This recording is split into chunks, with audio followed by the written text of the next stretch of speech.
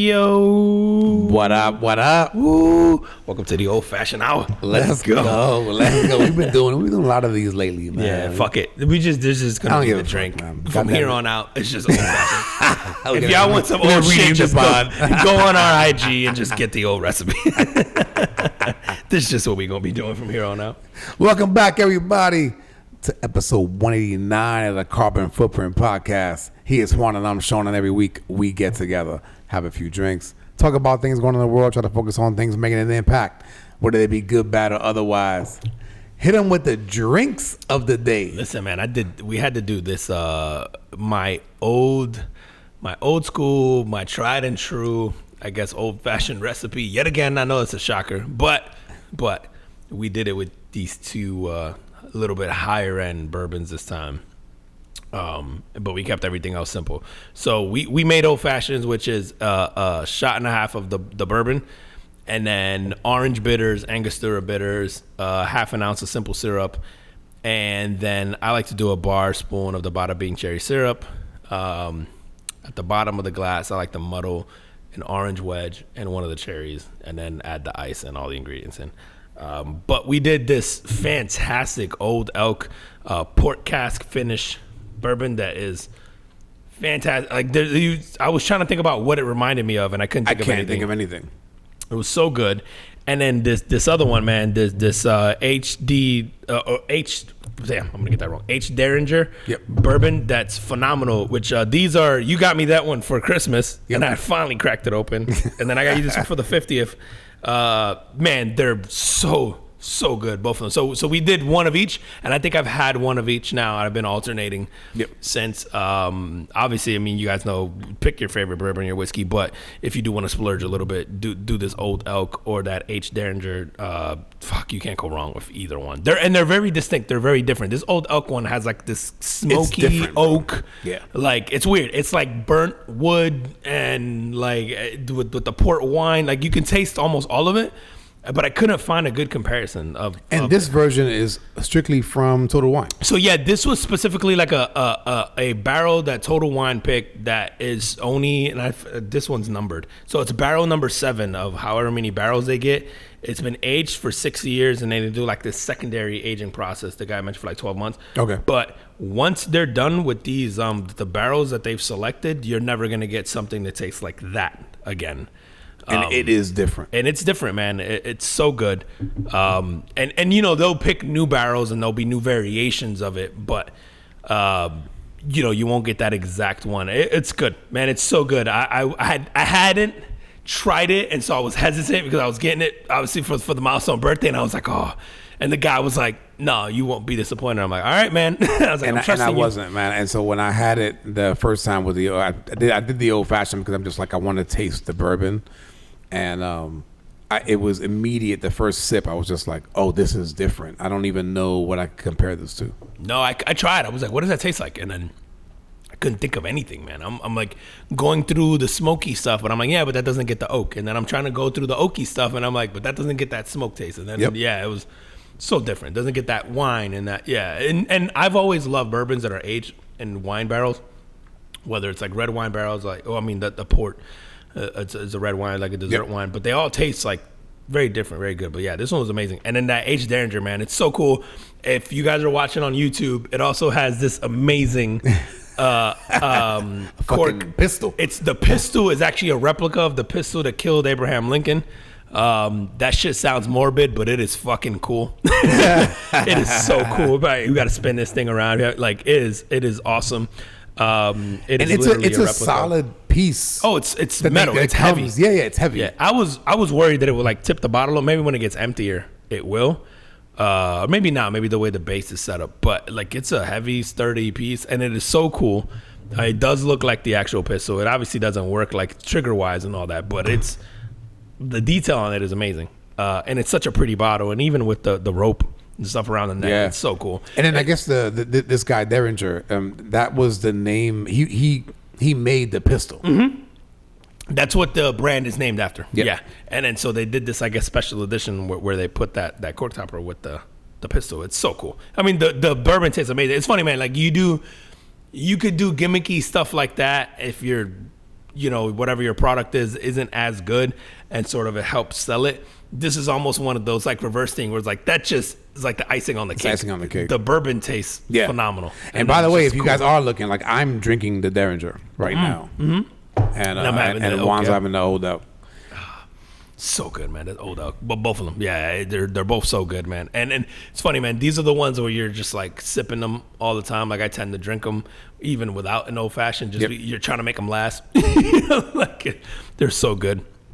But try these. I know you guys are getting sick of the old fashions, but fuck that. Now it's just becoming like just try the different bourbons we do every week with them, or the tequilas that we do in the tequila. I think we're getting more into the fuck it, we like it, so we're just gonna keep doing it. Yeah, it's so good. Yeah, like when you go to a restaurant and you order a drink, I guess you order the same one over and over, right? When you find the thing you like.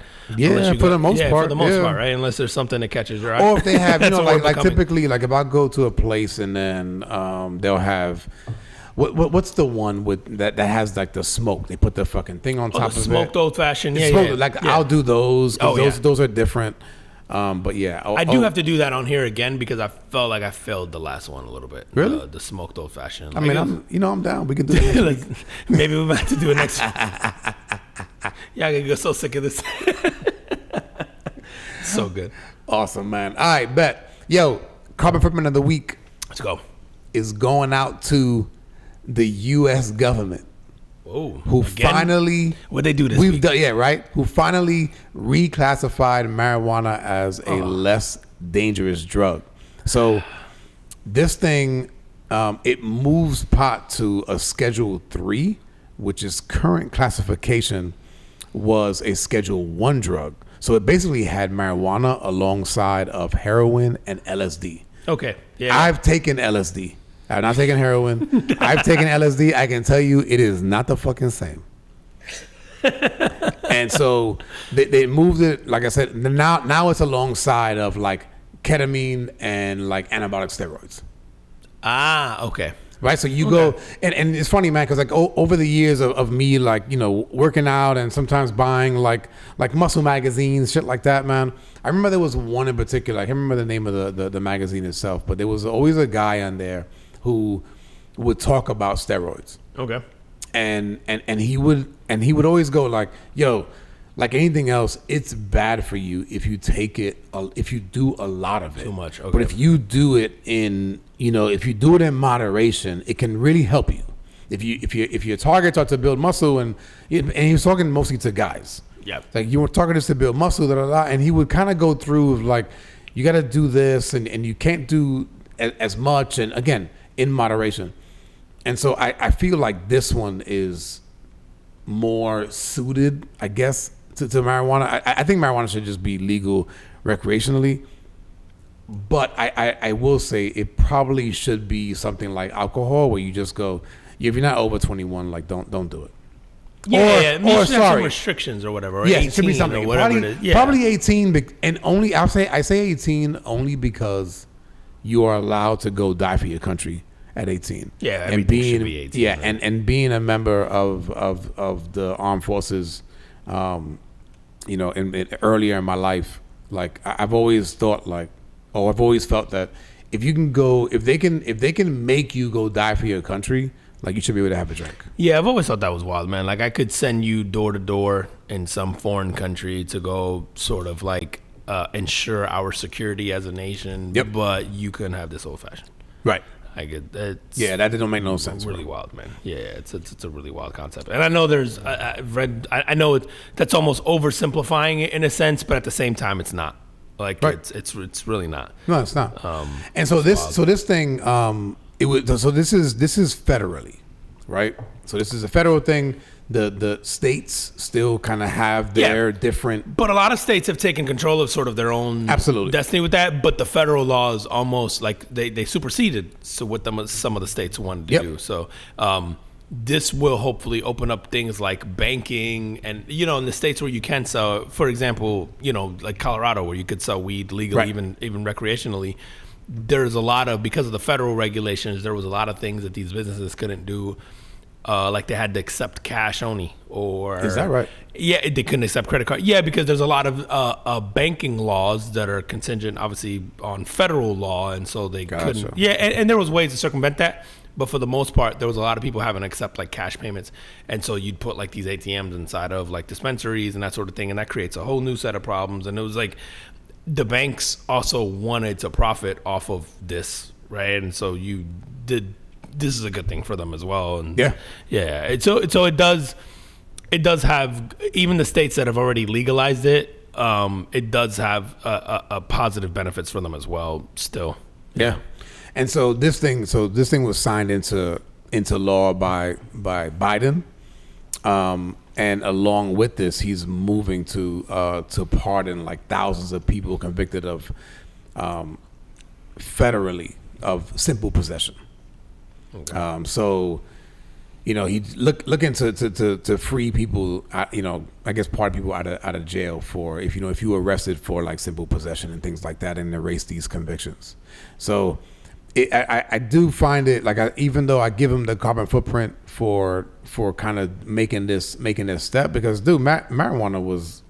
Do you know the whole story behind like why that shit was like criminalized? And it was all around cannabis, and like cannabis could be used for multiple things like paper. And I don't remember the guys' names, but there were some guys, and I wish I had this story better in my head, but you guys can go look it up. But there was some guys who owned like paper mills. Mm-hmm. And I don't remember when this was. I think it was early like 1900s. And cannabis was a better paper, and it could be used also for clothing and for any like material, and it was easy to grow, but then you had these guys, these powerful guys who were using trees to make paper, and then they kind of convinced them to criminalize it. Because you were able to smoke it, and then they had remember that movie. I never saw it, but it was Reefer Madness. They came out with this Reefer Madness shit. I've heard of it. I've never actually seen it. Anyway, all this propaganda. They came out with a movie Reefer Madness and saying like, the Mexicans are coming up and they're smoking this, and it's creating murderers, and they're raping women and all of this shit. I may be wrong about this, but wasn't the people who were using it to make paper, weren't they of like foreign descent as well? I don't know. That could be true. I don't know. I feel like they might have been minorities. I could be. That could be right. I got to go look at that. But I do remember there was an entire component of this where they you hate to make things about race, like everything, but a lot of things sometimes are sort of that simple. But there was a tie into race, like we were saying. They were saying like, hey, the Mexicans are coming here and doing all this, and they're raping our women, and they're and so like there's a lot of that narrative. It's funny, man. There's a lot of that narrative that carries true today when we talk about building a wall or whatever. But it's like that was the same narrative that was being used back then to criminalize, like I said, something. Right. Remember when we used to have Coke in Coke? Yeah. It's like dude, it's a trip in how whether it's the American government or like in today's standards, right? Drug companies, they create this propaganda. Propaganda to me has always been, whenever you hear about propaganda, it's always, other countries are infiltrating, like our media to spread propaganda. And don't make any mistake about it, people. Like the U.S. government creates propaganda to control us. Yeah, just like every other government in the world. Like, and we look at that shit and we different. go, wow, that's crazy. But we're under the same sort of spell. Dude, have you seen all of the? And I have to look this up. Have you seen all of the U.S. the movies that are like American-made movies that are funded by the American government? Oh my God, bro! I have to pull this. I'm glad you brought that up because I remember. It might have been Pulse or one of these things. I think I went on a tangent on like social media about one of those because obviously Pulse hit locally here, not too far from where we live, and so it was a little closer to home. But I remember I think the feeling that I had at the time was like I think the guy who pulled off Pulse, I don't want to use his name, but he was a Middle Eastern guy, and yes. Obviously there's a lot of ties to this whole thing. And then we have sort of grown up in this world now where the enemy has become, people from the Middle East, in the same way that like your generation, or maybe even the generation before you, grew up with Russia sort of being the enemy. Yeah, that was us too. Yeah. Us and the but if you think about even the movies in that time, right? In the 80s, yeah, Red Dawn. Yeah, dude, Rocky, a movie about boxing, had a villain that was Russian. Like, there was so many movies that were based around the Cold War and all that stuff. Yep. And then you look at the movies that have come out in the last 2 decades, right? Like The Hurt Locker and Jarhead, and like all these movies that all have ties to the Middle East that we've sort of been indirectly sort of conditioned to think of them as the enemy. And so you have and listen, there are countries in the Middle East that haven't done themselves any favors, right? For sure. But as a nation, we sort of collectively pick who we think the bad guy is. And then the things that we consume sort of affirm that to us, right? Whether it's movies, whether it's TV shows, whatever it is, they do that. And it was, and I remember, I don't know like Pulse exactly, but it had something to do with the guy who pulled off Pulse, obviously of Middle Eastern descent, but then there was all this stuff that, like around it, and he was fed, and like the propaganda, like going to your point, that made you go like, no, we've grown up in this world where we idolize certain things, or we hate certain things, or we're fearful of certain things because we've been force fed this idea that we should be fearful of these things, and it was just. Dude, so I just pulled it up. These are movies that are either fully or partially funded by the DOD, Department of Defense. Okay. Air Force One. That's funny. Is it really? Yeah. Apollo 13. Armageddon. Batman and Robin, the one in 97. Really? Is that? I think that's the one with Poison Ivy and yes. Yeah, and Arnold Schwarzenegger plays. Yep. Yep. Battleship. That's the one they're fighting the fucking aliens. Mm-hmm. Battle Los Angeles. That's another alien movie. Yep. Behind Enemy Lines. Ooh. Right? Black Hawk Down. Great movie. Yeah. They know that a lot of these Black Hawk Down is phenomenal. Dude, Captain Phillips. But it made you feel a certain way. Ooh. Yeah, like again, here are all of the, like, if you think about these movies, you go like the completely funded by the DOD? Completely or partially. Wow. I didn't know that. Deep Impact. Ooh. Right? So all these asteroid it's the Americans saving the fucking planet. So is that when we start spending money on space shit, we don't question it because we've seen a movie like that? Like, is that what the conditioning is there? Oh, good question. I don't know. By the way, Armageddon makes me cry every I love that movie. Time. I love that movie. Dope. But even as a young, I'm trying to think if I was a kid, by a young teenager, maybe a kid, the scene in Armageddon where Bruce Willis is having a conversation with his daughter on the video chat thing, or not the video, on the phone, and he basically saying he's not coming back. That he's not coming back. Yeah, that shit gets me. I can see that movie 100 times, and I have to walk away in that scene every fucking time. It gets me, bro. It's like one of those scenes where it's not even. It's how he says it. I don't even have to be looking at it, but how he talks to her and says it, especially like having a daughter now. I gotta get up and walk away, bro. It gets me every time. Yeah, every time. It's like, no, man, you gotta stay there and so. Nah, man, that shit. I'll be sitting there crying like a bitch, like I'm watching Sports Center on Sunday morning when they do the Make-A-Wish kids. Fucking 30 for 30s. 30 for, yeah, bro. For 30. Oh man, here's little Scotty. He's missing his arm, and it's fucking. I'm like, I'm balling like a baby on a Sunday. No, man. Dude, here's some other ones that some of these I just go like, really, like why that one? Ernest Saves Christmas. Godzilla in the 1998 version. Oh, that's the one with Adrian Brody, and that was a cool one. The New York. I Am Legend. Ooh. So are they funding part 2? That's a good question. What's the other one? Iron Man and Iron Man 2. Let's think about the James Bond series. And there's 5 of them: Goldfinger, Thunderbell, License to Kill, GoldenEye, Tomorrow Never Dies. Oh, so older ones, not so the Pierce Brosnan. No, I mean they got 64. None of the Daniel Craig Yeah, ones. 64, Yeah. 65, 89, 95, and 97. So think about what was happening in 64, 65. Is that Nam? Close. And then what was the other ones?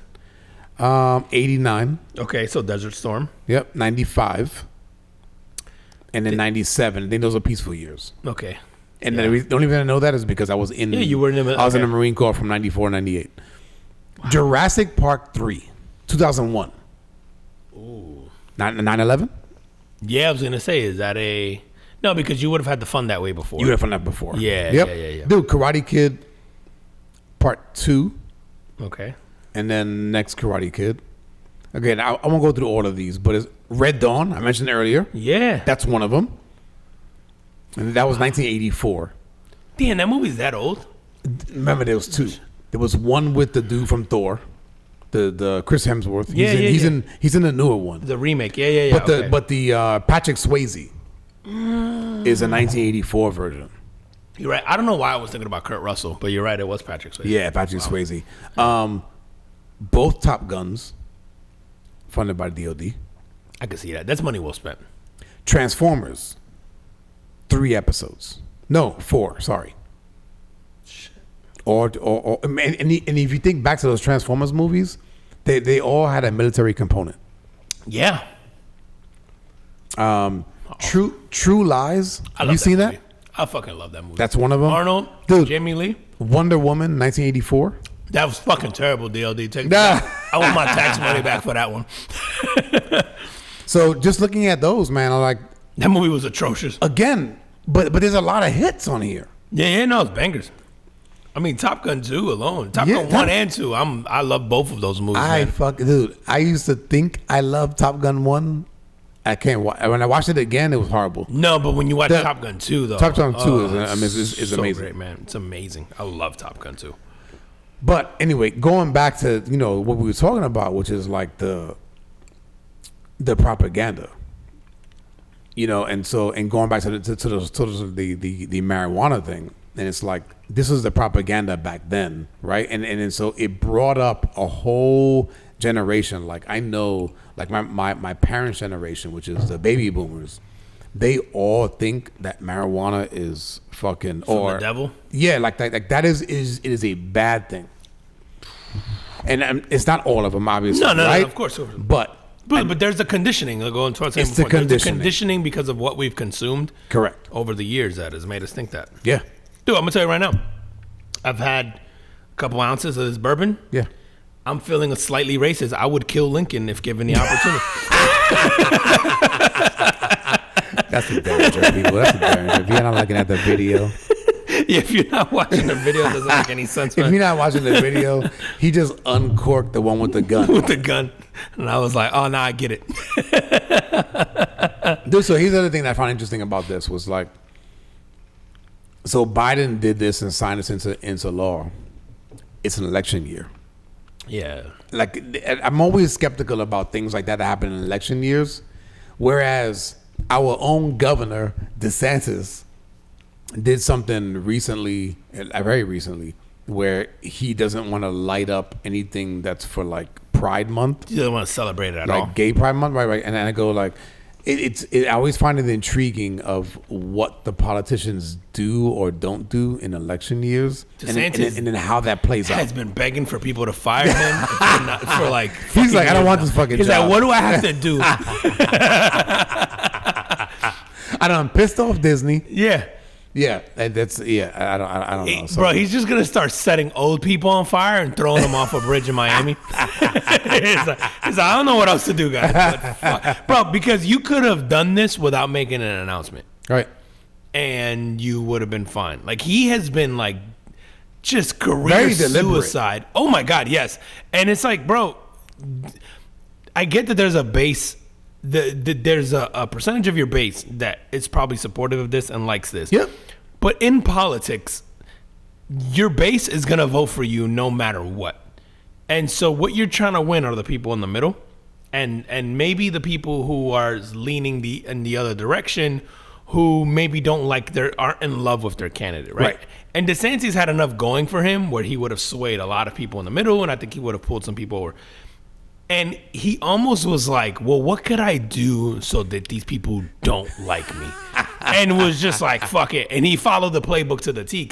And I'm like, you have to be trying for us to hate you, right? Because you don't even, like, I go, yo, half of the shit that he's done, if you just did them and you didn't tell us that that's what you were doing, you were deliberate, we wouldn't even notice. Fine. We wouldn't give a fuck. But because you're sitting out there making an announcement, we all feel like we have to have a reaction to it, or we have to feel a certain type of way about you. Or now because you're so public about it, now you've made me feel bad about voting for you. I'm like, fuck, can I do this? And then it's like, all right, is someone watching me when I fill in the bubble? Like, you know, it's like, because you're like, well, everything else has been all right. And that's the thing, man. So like as a governor, he's done well. Bro, Florida thrived during COVID. It did, bro. You know, especially in comparison to a lot of states and all that. And so you go, as far as running a state goes, right. You've done well. You've done what you were supposed to do. But now I feel bad because I go like, yo, man, you don't like a certain group of people. No, you're a terrible friend. And you're a terrible family guy. And you're a terrible. You're not supporting fucking a certain group of people. And I go like, yo, like we're all one. Yeah, now you just come off as a shitty human being. And I'm right. like, now you've like made it hard. You're making me hard to fill in the bubble. Yeah, right. The rational part of me goes like, well, you've done everything else good. I could forgive this other shit, right? Because we're all gonna vote in our best self-interest. And so you go like, as far as like my personal gain goes, like, probably better off with him, right? Yep. But then you go, fuck, man, I've got, you know, friends who want to celebrate Pride Month, and I got, you know, people that work at Disney, or I got people who want to, you know, I got kids who are part black who should be able to learn about their real history in school, and you're taking that, you know, it's just like shit like that where you're just like, all this shit that you just go, man, can you just stay out of that? Can you just shut the fuck up? Yeah, and then just do some other shit. The other shit which you did really well. Yeah, it's like you ever have a boss that gets into shit that they shouldn't get into? Oh yeah. And then you just go like, yo, can you just like go do the shit that you were hired to do because you're at that level. Yeah, right. You're at the higher level. Like, go do that higher level shit and leave the lower level shit to us. It's like that, and I just wish he would kind of like, man, like leave some of this other shit alone and go do the shit that's important. Yeah, dude. And it's funny, man, because like again, obviously, I have my kids are part black, right, and so. You know, we try to make it a point to teach them about all of their history, and then also enforce to them that they're not victims by any means, right? Like it's just like, hey, here's where you came from, and here's sort of what that means, and here's like a real history. Like, you know, you don't try to sort of like victimize them. No, but understanding why things are the way they are is important. It is very important, and you know, and I think I've told this story on here before. Like, I remember, you know, we took them to the Martin Luther King Museum in Atlanta. And that shit was one of the heaviest things I've ever had to do with my kids. Really?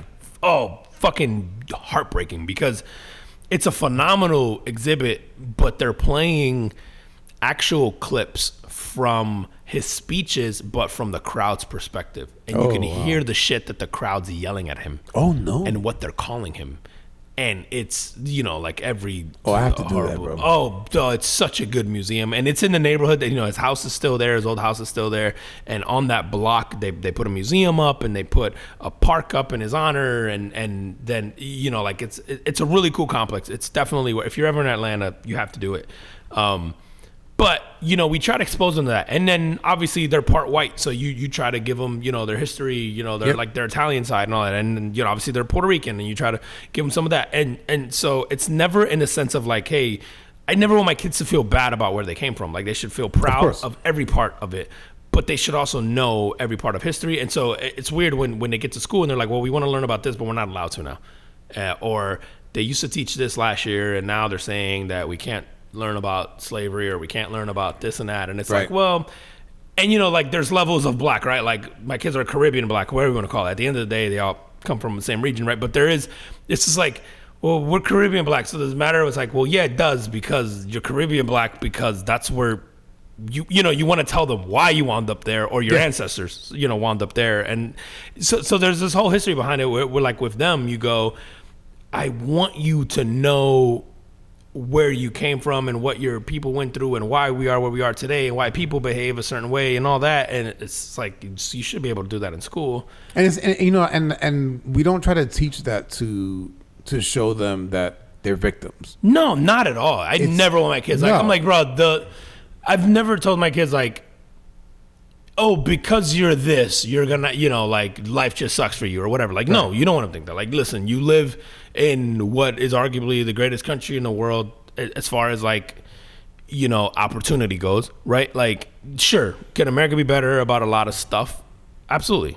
But in terms of like overall and like economic opportunity and educational opportunity, all that stuff, like, it's hard to beat. And so you're lucky to be here, and you should be proud of where you're from all aspects, right? You should be proud of being an American. You should be proud of having the background that makes you up.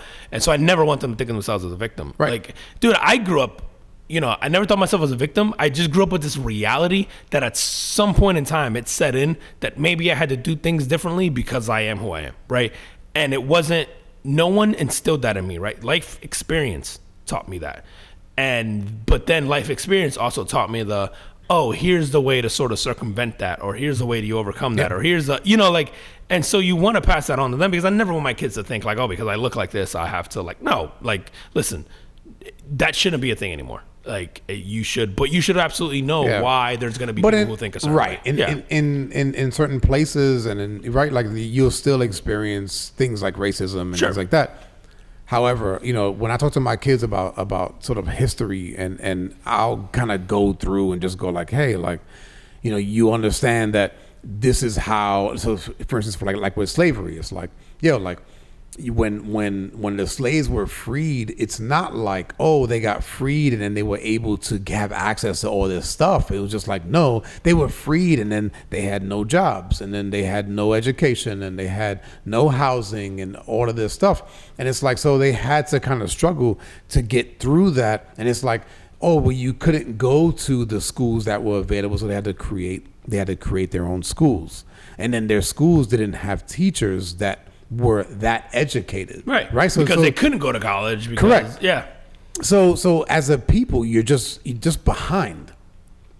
And are we at that place now? Absolutely not. Like, you can go to, if you have the means, or you live in the right area, like some of that stuff is still right. Like, if you don't live in the right area and you don't have the money, can you get the best education? No.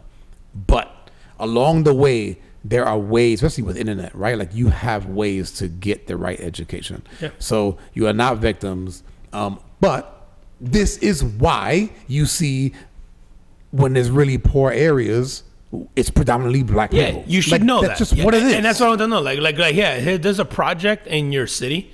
You should know why that is the project. Mm-hmm.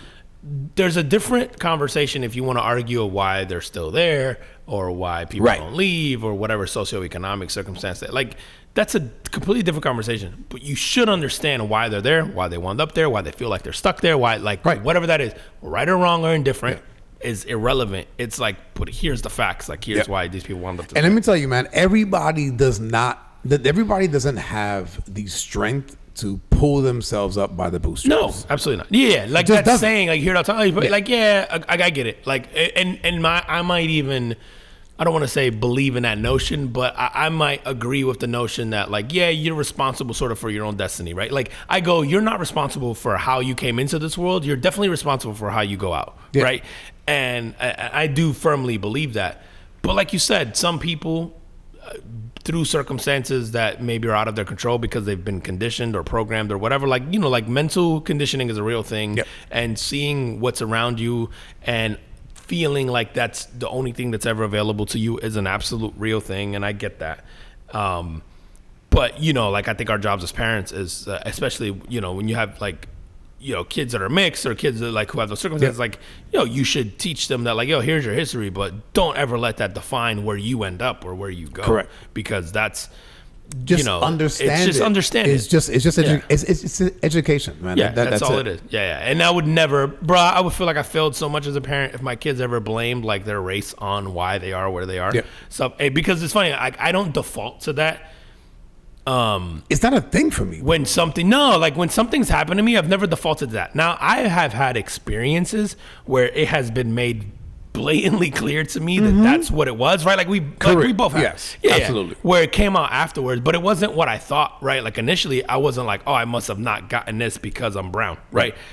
Someone made that clear to me afterwards, but it wasn't my first thought, and it never is still. Like even with those experiences, I think the difference is whenever I'm asked about this and people talk about it, I go, the difference is that I have to always wonder if, like, it's not that I default to that. It's that in the back of my mind, I go, oh, but was it? You know what I mean? Like I go, because I'm very much someone who I'd like to think that I'm pretty self-aware. And so I generally default to what could I have done better? Or, absolutely. What could I have, like that's usually my that's default. the default. Yeah. Yes, that's my default.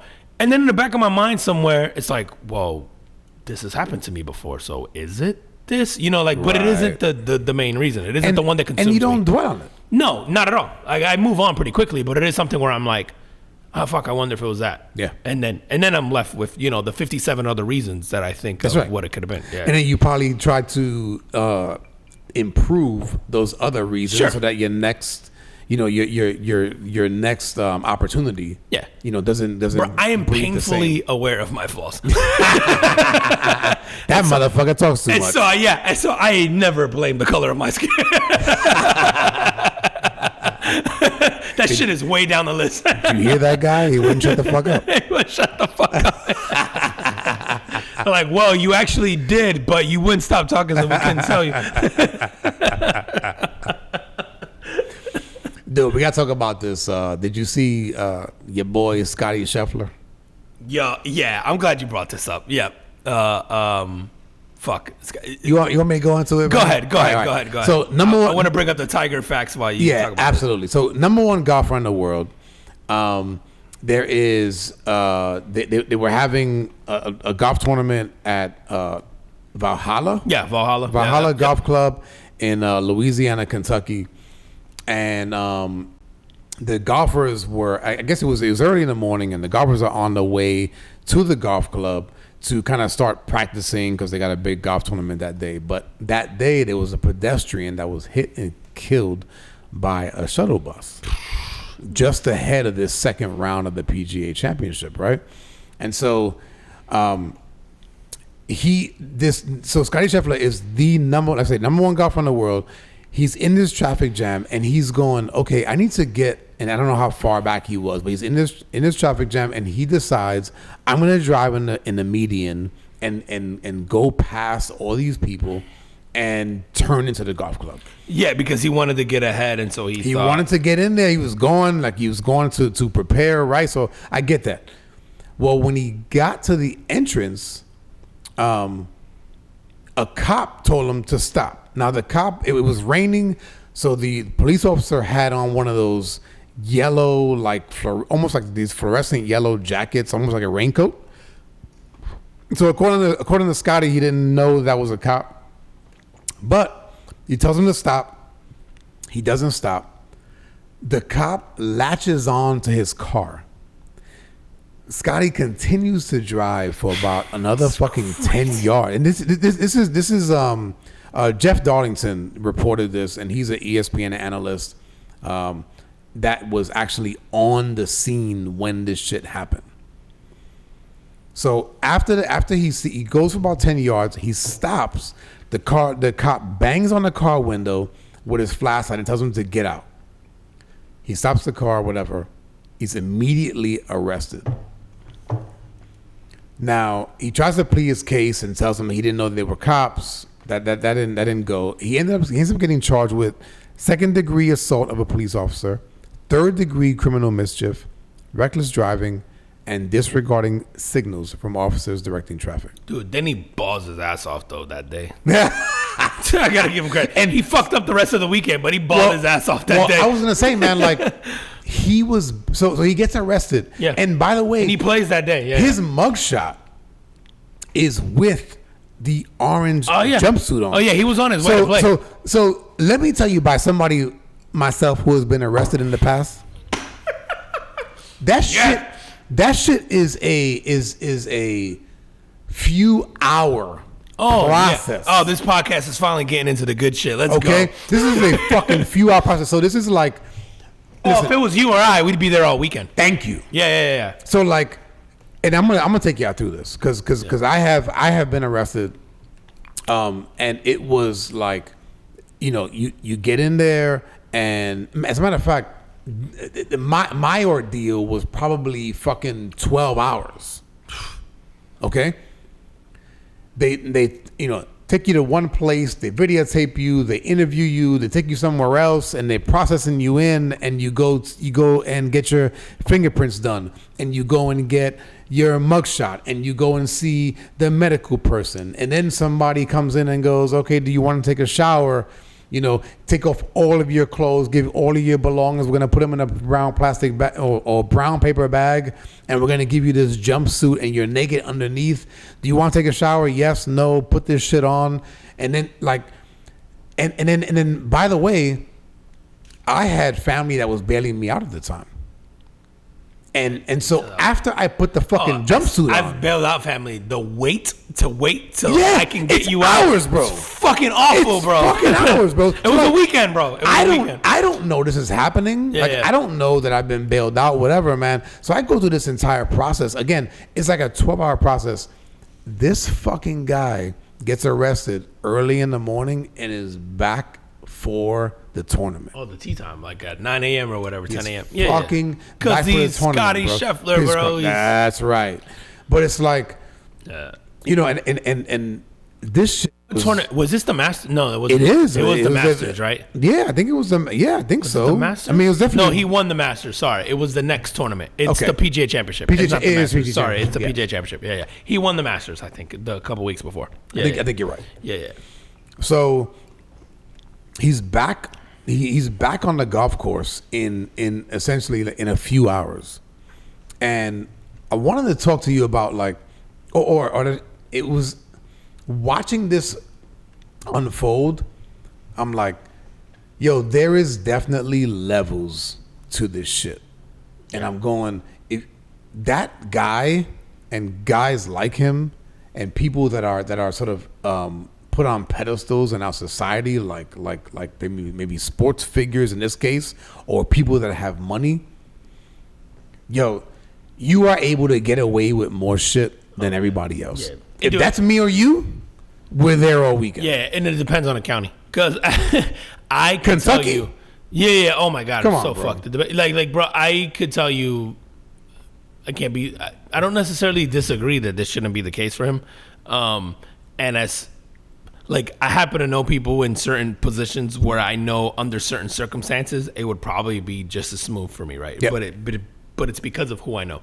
But it does sort of show the gap in like the quote unquote, I guess, normal people and then him. I don't necessarily. It doesn't upset me, I guess. Oh no, I wasn't upset. Yeah. Or it doesn't shock me. It doesn't upset me. It doesn't. I feel it was like an eye opener. No, I guess it not for me because I think I expected. Like when they said he got arrested, I went, yeah, but he'll still play later. Like I was never thinking, oh, he might miss this. And he was a favorite. And like I said, he went and shot his ass off that day too. And he wound up collapsing later on. Okay. But that day I'm like, man, if this guy wins this after that, because he already had a good day one. I think this was on day 2 when this happened. It was. Yeah, I think nothing about it surprised me. I was more shocked that they were still sort of following through with the charges. I thought he'd get released and it would just go away. And I think that again, I don't know what the latest news on it is, but it's like from what the last thing that I read was that they're looking to drop those charges. And that's not to say that I think Scotty Scheffler is like this. He's not a criminal. No, he's not a fucking bad person. I don't think he's a bad person. Whatever. I don't think he contributes so much to society that you should let him slide. I just understand that we're not all on the same level. Definitely not. Like, I just think that there are like, if a cop latches onto your car and then you essentially drag him 10 yards.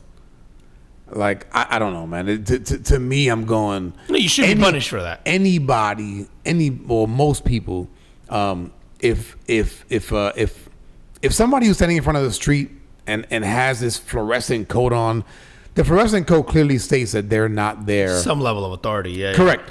Not to mention, because of the accident that had happened previously, which caused all the traffic, there was a bunch of cop cars around.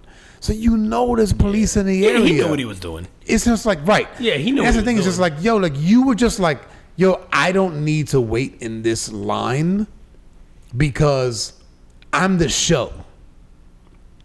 I'm the guy, or I'm one of the guys, and really, like, he's the number one guy in the world, right? So I'm the guy right now. Yep. And not for nothing, all of this traffic is or most of it is probably people that's coming to see me. Yep. And he goes like, so I don't need to wait. Yeah. And listen, I don't know if that's right or wrong. I understand people who are pissed off, especially if you've had similar circumstances and you've had to come, you had jail time or whatever it was, the inconvenience.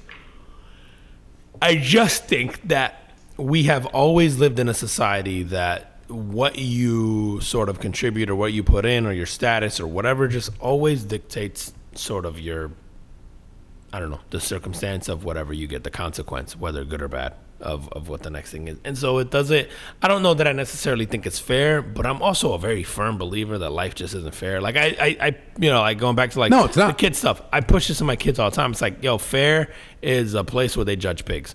There's no such thing as fair, or there's no such thing as what you deserve. There's no such thing like shit just happens, bro. And we're not all equal because we're just not. We're not. And like some people get, the benefit of the doubt because they can hit a drive 350 yards and sink putts. Like it doesn't make it okay. It's not for me to judge. It's just the way life works. Yep. And the quicker you get used to sort of that environment and you know how to sort of maneuver in that, the more successful you will be in life because you can sort of like deal with that. And success doesn't mean money or whatever. It just means like how you get through or how you can sort of navigate life, just because we're not all equal. Like Dude, it just doesn't not for nothing, man. Like I'm sure the mayor of that, yeah, he's probably like, whatever, bro, was like, leave him leave him alone. Yeah, let that guy go. He was trying to get across the thing because like, and because the amount of money that tour brings to that city is probably astronomical, right? And also in the grand scheme of about- things, dude, is this some cop who has a hard-on for power and he wants to be the guy who arrested Scotty Scheffler because he tried to go around traffic, because he's trying to make it... Right. Because not for nothing, he also doesn't know there's a death involved, right? Like he sees traffic and a car accident, yada, yada. Like to play devil's advocate, he's probably going, oh, this is wild, but I have to make it here because I have a tea time, because and his whole life he's been told that he's this important, whether that's right or wrong, whatever. Or at least the the last few years. Yeah. He's some fucking trust fund kid who thinks he's this important, and I don't think there's a malicious intent behind what he's doing. And so you have to give him the benefit of the doubt. And yeah, he's probably an asshole. There's probably an entitlement that goes with it. He's probably whatever. I think if you'd have told him like, yo, by the way, some guy's dead up there and we're trying to clean up the body, he might feel a little differently. Right. I'd like to think. Maybe not. Maybe not. I don't give a who fuck. knows? I don't care. Yeah, it's like I don't care. I just none. I guess no part of that story was shocking to me. You know what is wild to me when I think about Scotty Scheffler, because he's like the darling in golf right now. Right. Is you said he was number one, right? Yeah. He's been number one for 80 something straight weeks, right? And that's, I don't know, what's that, a year and a half? 83 weeks. Yeah. He would have to be number one for over 10 years and 3 months consecutively right now to 20, catch up 34? to the amount of time that Tiger Woods is number one in golf. Goddamn right. Bro, it's... And I say that to say, I think I wanted to bring this up before because, like, every time you have somebody bust out like this and they're like, oh, this is the next Tiger Woods. Right. And we did this with, Jordan Spieth, and we've done this with Rory McIlroy and with that stuff. It's like, no. No, you're not. Someone's going to have a cute 2 or 3 year span. Tiger Woods is so fucking dominant that this guy, again, would have to be number one for another fucking 10 years, 3 months consecutively just to catch up. Like, it's so bananas to me, like the amount of, and I know we're sort of like looking for things to I guess. We're always looking for the next great. Yeah, we're looking for the next great. And listen, and dude, Tiger Woods has something like 142 straight cuts that he made on the PGA Tour, which runs from like 1998 to like 2005, like where he didn't miss a cut. Yep. He's like, there's so much crazy shit with Tiger Woods as far as like how dominant he was at golf. Bro, the percentage of tournaments he won at a certain point in time for a certain amount of years was, I think, close to 50% of all tournaments. You think about a sport where it's individuals and there's 100 people entering it every weekend. To have a 50% like win percentage for like a 3-year span or 2-year span or whatever, like it was that run where he won like fucking every major tournament and then all the small, like it's so, I don't know, like Tiger was gonna be up there like as one of the people who was the best at his thing than anyone's ever been at anything ever. You know, like there's few people in that conversation, right? Like Floyd Mayweather's up there in golf. You know, like Roger Federer and Djokovic are up. I mean, yeah, boxing. Federer's up there with tennis. Like, there are people who are so good at their craft that Tiger Woods is that for golf. Like, I don't know that you'll ever have that again. It's just once in a lifetime. I think you will. I mean, we had like like we had Jordan, and then after Jordan, like you go like it was LeBron. Which how many years in between that? Jordan, LeBron? Yeah. I mean, 7 years between retirement and draft. Yeah. But, you know, you figure between titles, maybe 15? Yeah. I don't know. Yeah. That's what I'm saying. So, like, I think it'll happen again. I think that but I think that the point is, it takes really special individuals to reach those levels of greatness. And when somebody just kind of starts to reach that, like right now, even in basketball, right? Like there's this thing of Anthony Edwards, right? Like he seems almost like the heir apparent, seems, and we're excited about that as fans. Yeah. Let's see. We'll easily change our mind though if fucking like one of his teammates goes off this next week. Yep. You know, there's the recency bias of it all. We'll just absolutely fall in love with whoever's next. Also, I don't know, man. Maybe Asians and blacks need to just like start procreating more over the next few years, and we might get. You know, this is a very like integrated society now and very mixed. Like, you know, black with everything is. You know, fucking black folks are gonna take over tennis. They already have golf. They already have. Coming for swimming next. Listen, man, days are numbered. None of us are gonna be good. Yeah, the brown folks still have baseball left forever. Yeah, bro. They're gonna figure it out. They're getting swimming pools now. You guys watch out. Brown folks are going to have baseball and cricket. And that's only for a limited time. Yo, man, let's switch gears, bro. You seen the fucking Diddy video? Oh, I did, man. Fuck. And I almost made Diddy the carbon footprint for me, and I think we've already had this conversation. Okay. Mainly because... And as I think we reserve the right to have multiple carbon footprints of the same Talk person. to the people about what the video. What's up? Okay, so the video is Diddy beating the shit out of Cassie, his girlfriend at the time. Cassie's also an R&B artist. How long ago is this? The video's from 2016. So the statute of limitations is over. He can't get charged, which I think he can't. But they already settled something, right? They did settle something out of court where she sued him for abuse and all this other stuff. Like, so there's a settlement there. However, he cannot be charged for the things in his video because he would absolutely be in jail for a long time if he could. Oh, yeah. Because the statute of limitations is expired. Okay. I think this video is a very deliberate leak. It's telling Diddy, like, this is a warning shot. And almost like we have shit on you. If we have this one, can we you have only others. imagine the other one we have? Bro, and I think we talked about this when he first got raided or whatever. The federal government has like something like a 98 or 99%, whatever. They have enough evidence. Their conviction rate, though, is insane. It's insane. They don't pursue something unless they know they got you. You're right. And so to me, this video signifies we have way worse. And this happens to be a video that he paid for to get. And I think it might have been part of the raid or whatever. But the fact that it gets leaked is very deliberate. I don't think this is some guy who got lucky who stumbled upon the video. Yep. I think this is a plant video. Like we were talking before about our government doing shit. I think this is possibly the government or whoever raided it or whatever, like going, here's what we have. Maybe you're trying to assassinate his character before it even goes to trial because whatever you bring about later on goes, well, if he's capable of this, of course he's capable of all this other shit. Right. This is a game of chess, man. And so I don't think it's a coincidence that we're getting this now. I don't think it's a coincidence that it's on Diddy. I don't think it's a coincidence. Like, I think this is very specific. I think this is a sort of like just poking at Diddy and just letting him know, like, bro, what's coming? This is the fucking beginning. Like, and I happen to think, I actually think even if you didn't bring about anything else, this video, Diddy's done. Where is Ray Rice today? Oh, nowhere. None of us fucking know, bro. Because Ray Rice's video, I think if someone said, hey, Diddy abuses Cassie, and we think that, and he settles, and even though we might go, the fact that you settled, if there's no video, bro. No video. The fact that we see it. The fact that you saw it changes everything. Does bro, it change things for you as a fan?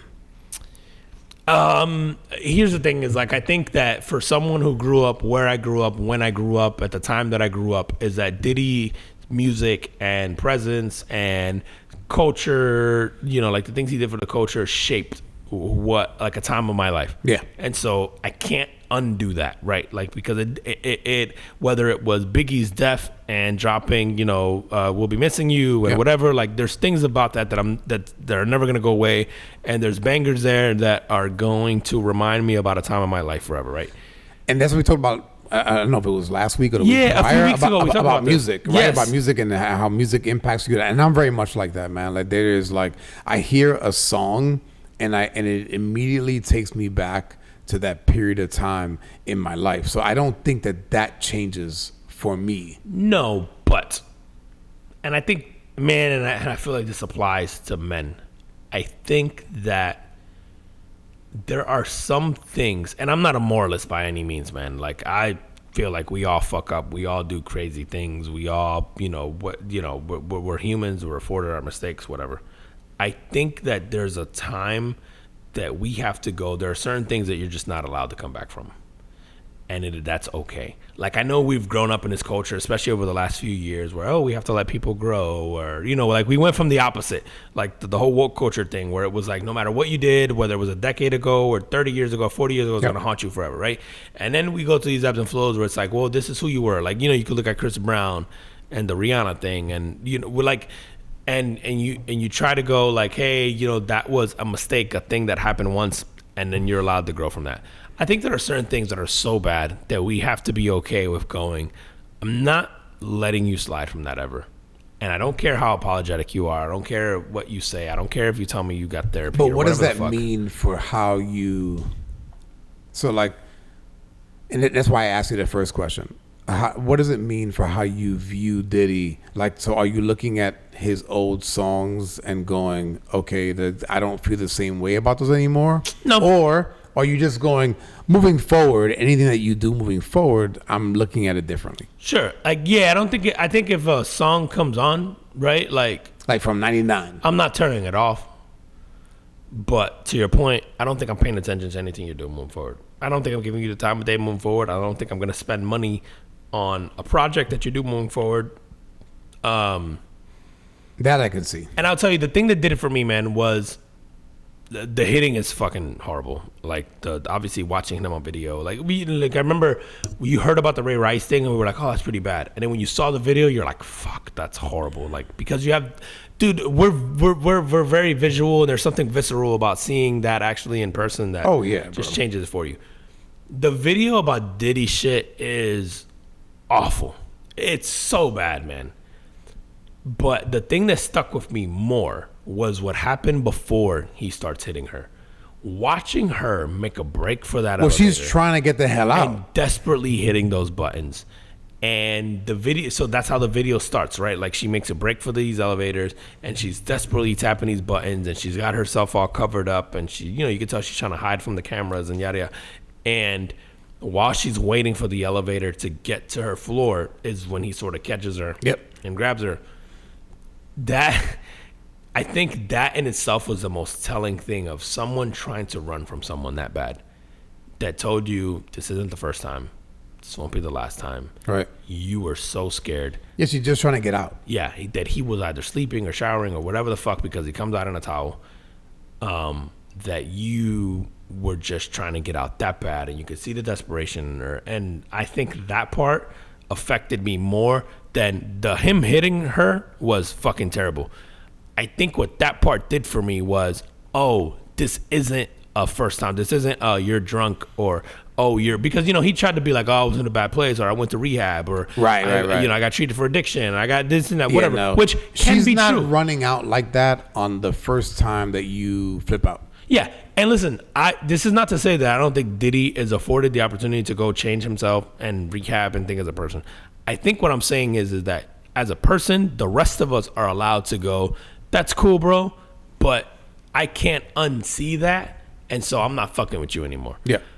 And I think that's okay. I think we've grown up, or not grown up, like we've had this culture lately of like, we've gone to the extreme of like the cancel culture thing, and then we've gone to this other thing where it's like, well, you have to let people make mistakes, and you forgive them, and you let people grow, and yada yada yada. I think, and this is why there are prison terms that are life in prison without the eligibility of parole. There are certain things that you shouldn't be allowed to come back from, and I think this is one of those. Like, I don't think you shouldn't be allowed to fucking beat on people, at your leisure. No. And I don't think you should be allowed, like if you're him, to going back to what you were saying before, if nothing else ever comes of this, and we were wrong about the raid and yada yada, and nothing else comes of this, and he decides to start making music again, I'm completely ignoring it. You would have to drop the biggest banger where I can't like unhear it for me to go like, oh fuck, I gotta like, damn it, because Diddy did it again. Yeah, right. Because you go, bro, you found out like, yo, he's not just dropping hits in the studio. Like, dude, my man's on it. He's on it, bro. I had to get a joke in. I'm sorry, Cassie. But like, dude, and I feel fucking terrible for her because you go like, this has been 8 years. She's lived through this. She has a husband, and I think she's got kids, and she's got, now she's got a very publicly, I don't know if she has, I know she's definitely married now, but like now very publicly relived this moment in her life that was shitty. Like, I feel really bad for her, bro, because she's already gone through the grieving process of this and all that, right? Like, dude, if you're her husband, are you going, if I ever see but that he knew, right? Like, he back then? He has, no, but I mean now, right? There's no way Cassie fucking marries this guy and doesn't go, tell him, yo, Diddy beat the shit out of me. And like, there's no way. He knows, right? So he probably already hates this guy. And now it's very public. Yeah, like, what do you do if you're that guy? Because I can tell you right now, man, if that's my wife or my soon-to-be wife or whatever, and she's telling me that, it's on sight, bro. Yeah, don't let me see. I don't care if I was with you or not with you or whatever. Like, I despise you as a human being. It is on sight, bro. Right. Like, yeah, so it's like her husband has to feel some type of way. Yep. But also, and this is fucking fair, I'm sure her husband has known about this, and there is a fear that guy had because of what Diddy has been allowed to get away with for a long time. Yeah. And listen, Diddy pissed off the wrong people, and this is why he's going down now, because like Diddy has been getting away with shit like this for a very, very long time because he was a very powerful guy and had very, powerful connections, and he done pissed off somebody in the wrong office somewhere, bro. And this is what happens now, is that all your fucking skeletons come out of the closet, man. So, yeah. But, bro, if this is your wife or your wife-to-be or your girlfriend, and you see this, and you already know this, you have to know this, right? This is one of those guys who's like, bro, if I ever run into you at Publix or at the fucking Oscars party or whatever, like, bro, this is Will Smith slapping the fuck out of Chris Rock. Like you're like, this is that's going down. Like we're fighting on sight. Like, there's no, It's shitty that it has to play out so publicly, I think, for her, because she's already probably gone through the stages of this and the grieving and the what years, and now she has to start probably all over. But no, I feel like you said, like if this was leaked by the government, it was more of a warning of just like shut it down, bro. Shut it down, because dude. I don't know, I keep saying this. The federal government's conviction rate is wild. And they deliberately took out everybody around you, right? Because they didn't arrest him. They did the raids and they arrested people around him. And I think, again, that is very, methodical and that is very deliberate and that's very like for as much shit as we give our government for being fucking slow. Because if you've ever been to DMV, you know it's fucking terrible. That's not real. That's not the real government. There's also they're also very, very capable of doing certain things. And they also are very capable of letting you get away with certain things because it serves them. Yep. They're also very, like, let's be real. Diddy, we were saying before, Diddy controlled culture. He had a certain pull in the world. He had a certain status. He had a certain thing. It very much plays into your hand. Yeah. To have someone like him, sort of, I guess that you can count on as a. I want to be careful about the word that I use here, but an influence in society. Yes, and as sort of your window into that world. Yep. Until it's not needed anymore. Until the subject gets until the experiment becomes uncontrollable. Yeah, that's right. And then shit like this happens, and they leak the videos because this video's 8 years old. It's always been out. Somebody's had it. Yeah, it's always been out there, dude. Like we're seeing it now. And that's from a hotel by design. So it's not like that shit was like hidden by somebody in his camp. Allegedly, he paid $50K to the hotel security to get this copy of the video, and it was stolen. Oh, so then somebody had it. Yeah, but let me ask you something. If you pay $50K for this video and they hand it over to you, Don't you destroy it? Are you sticking it in a safe or are you destroying it? No, you just destroy it. You're destroying the fucking video. Why are you sticking it in a safe unless you're getting off to this video? You know what I mean? Like, it's just silly to me that the fact that you, if you did in fact save it, then that speaks volumes to you and you deserve even worse than what we think. Yeah, but I think that there's probably not a chance that he was saving this video. There's a chance that someone else did and was waiting for the right time. Yeah, possibly. Yeah. How are you on time, bro? Hillary Clinton. Well, an hour 6. What you want to end with, bro? Ooh. You want to do the top 10? You want to do top 10 albums? Do we want to talk about? Talk to me. Talk to me. What you want to do? We can save. No, let's do it because we're already on music, man. So let's talk about this. Like Apple released this list. I did not see this. You didn't see it. It was like top 100 albums of all time. And I feel like we've done a little bit of this before, but it was like top 100 albums of all time. And obviously the one that makes the list is the top 10. Yep. Let me pull it up. Ooh, sorry. So the top 10, dude, number 1, The Miseducation of Lauryn Hill. Hold on. When you are we going 10 to 1 or 1 to 10? Number 1 to 10. So I guess you should start in reverse. You should have started in reverse. My bad. So let me go back the other way. Go back. So number 10 was Lemonade. Lemonade? Yeah. Which one's that? Who does that? That's a Beyonce album. Okay. Number 9 was Nevermind. By? Isn't that? I don't know who that is. Nirvana. I'm almost positive. Yeah, Nevermind is Nirvana. Yeah. Yep. Yeah. Nevermind is Nirvana. Which again, you can't.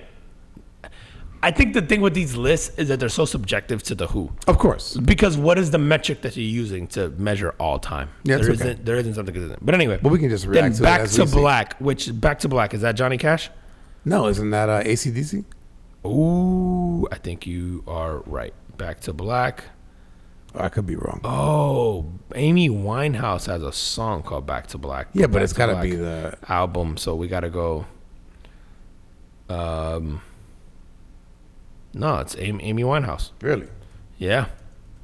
I know she had a song called that, but yeah. So Back to Black. Yep. Is number 8. You're right. Yep. Good Kid, Mad City is number 7. Kendrick Lamar. Phenomenal album. I don't know that I would have had that as my top 10 of all time. But again, this whoever put together this list, this is his sort of subjective. Dude, to be honest. I feel like Kendrick is one of those, not necessarily, I don't want to call him an acquired taste, but he's got almost like a cult following. Oh, yeah. And so I could see the people who fuck with Kendrick really fuck. Right. Yeah, It doesn't matter what happens, like that he's the guy. By the way, I like Kendrick. I've played this album. I killed it when it first came out. I don't know that even for me personally, it's a top 10 album. Okay. For me, man, Kendrick. But I have weird albums. Like I like hip hop bangers. Yeah. So like if now Kendrick is a phenomenal lyricist, and so if you're looking for that, then yes.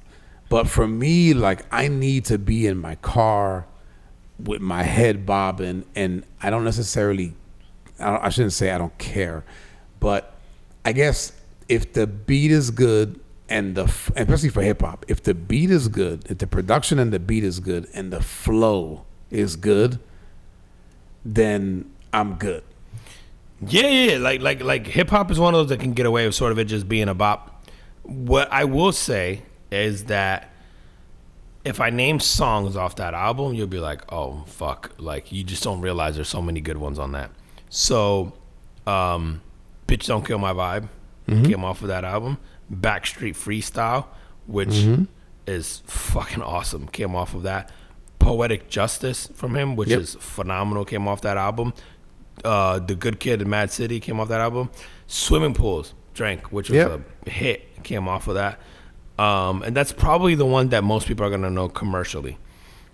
Money Trees is a good song. That's a good one. Yep.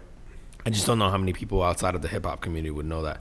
But again, like it's funny. Like I saw this list and I'm like, I don't pay too much. Like people get all up in arms, but I'm like, yo, everyone's top 10 is gonna be different because it's such a subjective. Unless there's like a sonic. It's very subjective. There's a very like deliberate a stat or some type of metric that you're using that to like, yo, if you would have said top 10 album, like top 100 selling or streamed or whatever, and that's how you're measuring this, cool, I get it. Like you can't argue with the numbers, right?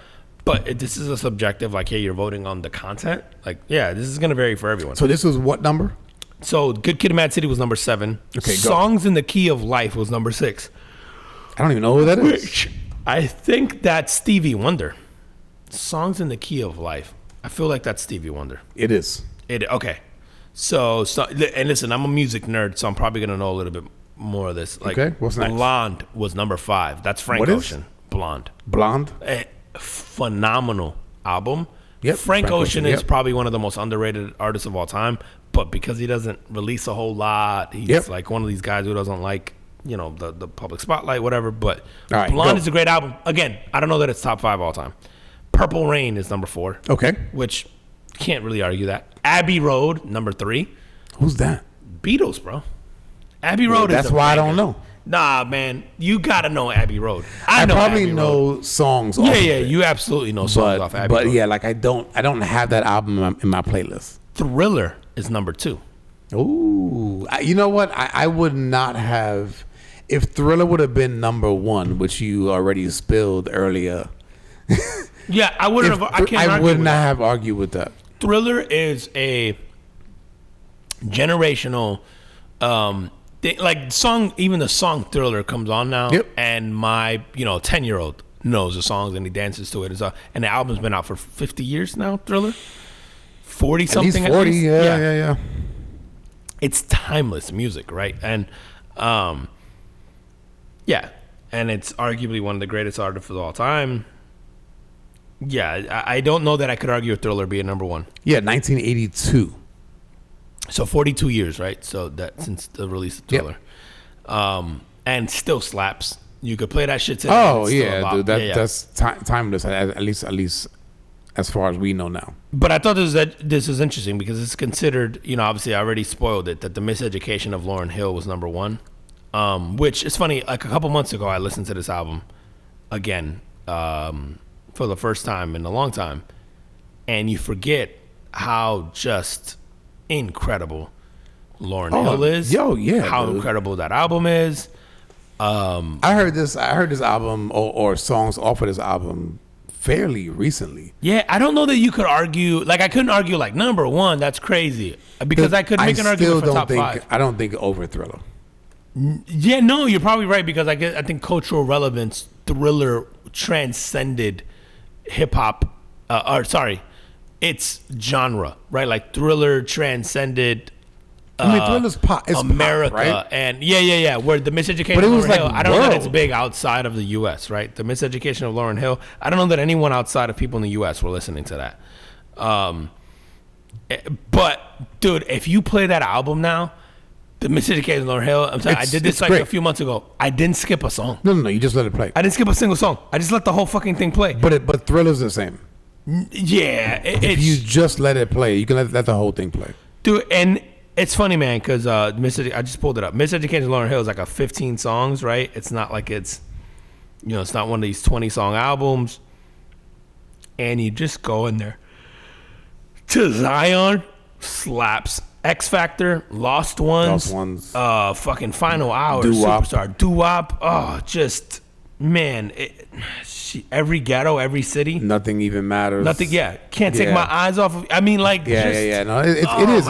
It's a phenomenal album. And Lauryn Hill, for me, was always one of the biggest, like, what ifs in music. Yeah, because she just stopped. She got arrested for a while, She just right? stopped. She just stopped. Yeah, that's right. She stopped. Didn't she get arrested? She had some tax issues. I think she did some jail time. I know now she's back performing now, and I think she's dropping an album. But like, yeah, she was one of those like, what if she just kept going? Right. Or like, was this the one she had in her? Because I think art, man, there's every artist, their first album, maybe their second, is the best work they'll ever produce. Yeah. Because it's the one that took their entire life. And then after that, you don't necessarily get great work. And I think this is true for every art form. The first product is always the thing that took your entire life, and that could be your entire life of happiness, your entire life of pain, your entire whatever that is. It's just never that good again. And then you have the occasional sort of like exception to that rule, where someone breaks through, where I would argue, for example, Drake's second album is better than his first. Or Jay-Z, Reasonable Doubt is considered a classic. I think for a lot of people, it's probably considered Jay-Z's best album, and it's his best one. However, there are some people who will go and say Blueprint is his best one, or maybe even the Black Album. Yep. You don't necessarily get better. There are very few people who get better.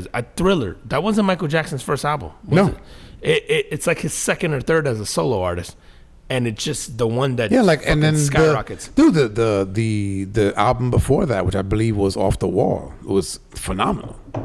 I'm actually like thinking about this now. The fact that the Miseducation of Lauryn Hill is number 2, and the score from the Fugees. Number 1. The score from the Fugees isn't top 10. Is wild to me because that album also is dope. You Can Let It Ride. Now, is it top 10 all time? I don't know. Would it be top 10 for me? Maybe.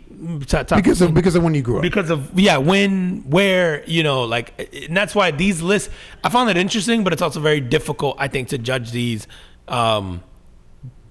because like for me, for example, there's a Linkin Park's first album I would put in there somewhere, right, from a personal perspective, because I don't know that Linkin Park's first or second album affected more people than a lot of stuff from like the generation I grew up in.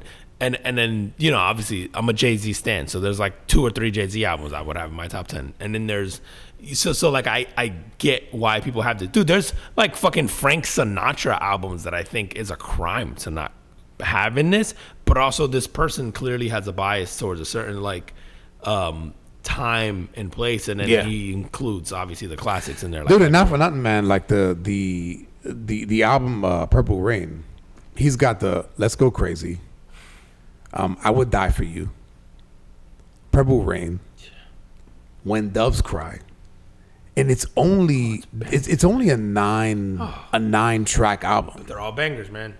Dude, he still has to this day one of my favorite Super Bowl performances of all time. Oh yeah, he's and then when it fucking rains, when he's singing, starts raining when he's when he's singing Purple Rain. So good, man. And he's like really good. One of these guys. It's funny because him and Michael Jackson had like that rivalry, right? Where it was like it was understood Michael Jackson was gonna have the commercial success and all the greatest hits, and Prince didn't have that.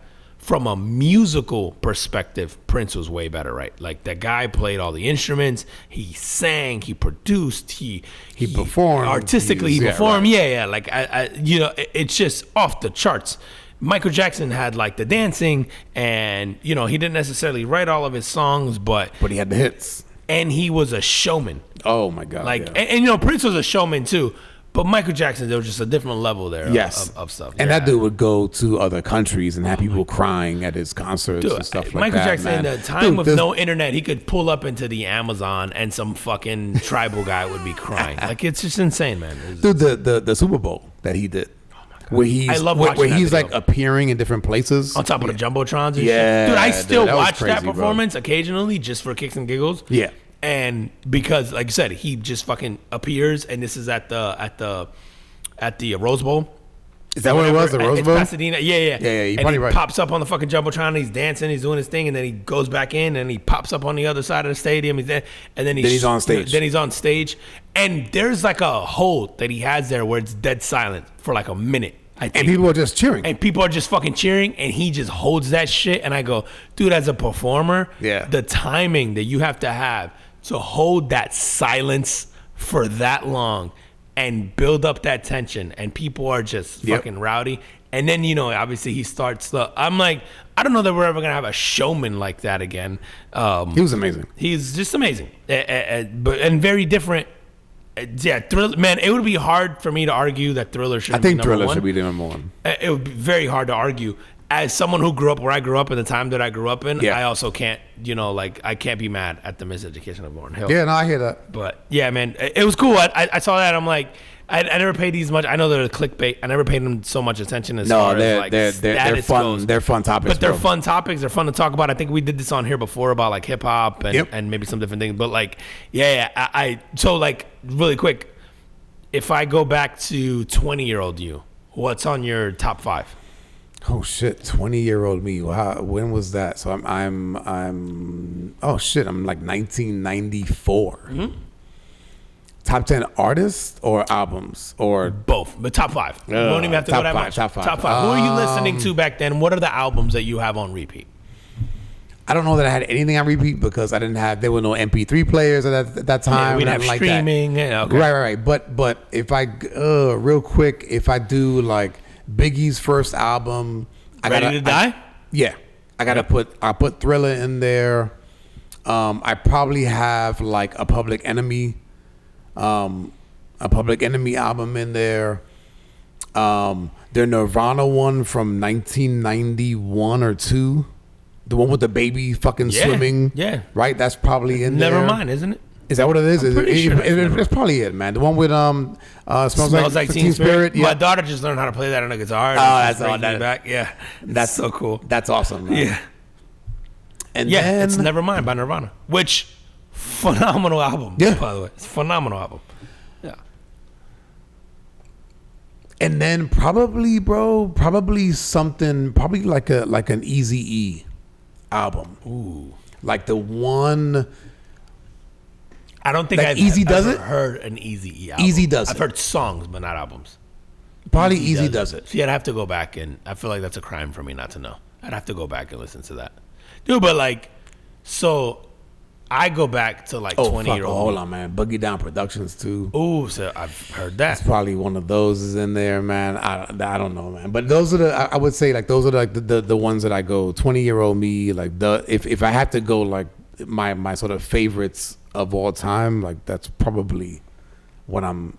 But even the old fucking Run DMC stuff. Yeah. And Beastie Boys, there was a time. I had that was 86. Yeah, bro. It's funny, man, because I have, obviously, because of where I grew up, I'm, lucky enough, again, to have a chance to be surrounded by, like, those classics with the Run DMC and the KRS-Ones and the Beastie Boys. Yep. And the Coogee Rap and Public Enemy. And it's just... All right, so who's your 5? Amazing music. Bro, if I think about like the shit that I played on repeat over time. No, but 20-year-old you. 20-year-old me, man. Dude, Dr. Dre would probably been up there. There's some Eminem shit that would have been up there. And mine's going to be very hip-hop centric, obviously, because of the era that I grew up in. Obviously, Jay-Z. Dude, I mean, I have a Jay-Z lyric on the inside that tattooed onto my arm that like it says "In Due Time," and that was from one of his albums, a song, like a line that's a very throwaway line, but he mentions a couple times. There's Linkin Park to me would have been Linkin Park's first and second album were like things that like really resonated with me. Again, Frank Sinatra had shit to me, and Bruce Springsteen had a lot of songs to me that resonated. That were big. And maybe this is a little bit later. It wasn't 20-year-old me. Mike Posner has had albums that I have killed. I don't even know what that is. Yeah, Cooler Than Me. If you hear the songs, you'll know. I Took a Pill in Ibiza, but there are albums of his, and I was probably past 20, but that I definitely resonated with me like on a different level. That the song. You ever listen to stuff and you feel like you wrote the songs, where they just hit. But the you ones in a that different resonate way. with you, yeah. Like he has an album that I'm like, oh, I feel like I wrote this album. Like there's songs like that. So I have things like sort of all over the charts, man. Like Usher, like had a point in time where he absolutely, he was the soundtrack to like the what do you call that? The lover boy in me as like a teen, right? Like I saw him in concert, man. He's a phenomenal performer. Yeah. Oh man, that must have been. When did you what like? Dude, recent. Like I want to say like within the last 5 years. Really? Yeah. Oh wow. It was he like fucking August Alsina opened up for him, before all the Will and Jada Jada? shit. Yeah. Or maybe it was around that time. Who knows? I was to say you don't know. Jada was backstage. She's a groupie. But dude, not for nothing, Will Smith had a run during my childhood with the Men in Black and Getting Jiggy with It and Welcome to Miami. And parents just don't understand, and you have to like understand like these songs came out all within less than a decade of each other. Yeah. And Wild Wild West, and like he was the movie star, and then could obviously drop albums and songs. Will Smith was really big for a part of my life. There's also and maybe there's a little shame in this too, but there's a era there where Big Pun was Big Pun was a shitty human being, but there's songs that were funny, that obviously he's a great lyricist, that were Fat Joe brought him out and he overshadowed Fat Joe. Yeah. And Fat Joe was a star. And he was fucking bananas. Dude, that's album, yeah, baby. I think you could play it beginning to end without skipping It's really good. And even the songs that are kind of meh are so funny that you got to let them ride. Yeah. Fat Joe. I mean, fucking B Diddy, like there's just so much shit where you're like to me, I think if I had to narrow it down to 5, it's gonna be like Jay, Eminem, Dre, probably Linkin Park, Sinatra, Springsteen in there with me. There's some Beatles shit that I really like. That's 5. Yeah, that's it, right? Yeah, that's it. Yeah. That's probably gonna be it for me there. But then there are eras in my life where my mood or maybe where I was or whatever like dictated like different things. For Absolutely, sure. man. Yeah. All right, man. Let's kill it on that. Tell them where they can find us. Yeah, at the Carbon Foot Podcast on IG, the Carbon Foot Podcast on Facebook, at Carbon FE Pod on X, at Carbon Foot Podcast on TikTok, and then all your favorite audio platforms, man. If you're listening to us through some weird shit now, like be a grown up and get Spotify or Apple Music or YouTube, or just use the weird shit. Just use the weird. Stop. There's like we're on TuneIn, but I'm like I don't know anybody who uses that, but I'm sure someone does. But GeoSavin, Ghana, if you're out in the Middle East or India, we're on there. Amazon Music, Audible, catch us on there, Apple Podcasts, and then leave a review. They do help. It is cool to see what you guys think. I'm still gonna be an asshole no matter how many times you mention that I'm an asshole on TikTok, but it is cool to know you're listening. And all jokes aside, like we do take the feedback into consideration if you guys want us to talk more or less about something, or even if you mention, listen, full disclosure, there's times where I at least for me, I feel terrible about what we recorded and maybe I don't feel great about it, and then we'll get 10 text messages or one long one from someone mentioning the one thing that really resonated with them and how they agreed or disagreed or whatever. That's but it amazing. made you feel some type of way and it made you feel compelled enough to write to us. And I'm not looking for the affirmation. Like I love the dialogue, and so it's cool even getting the one person who's like the one thing stuck with them. So yeah, man. All right, yo, and as always, we appreciate you guys, and we will see you next week. See you next week. Peace. Peace.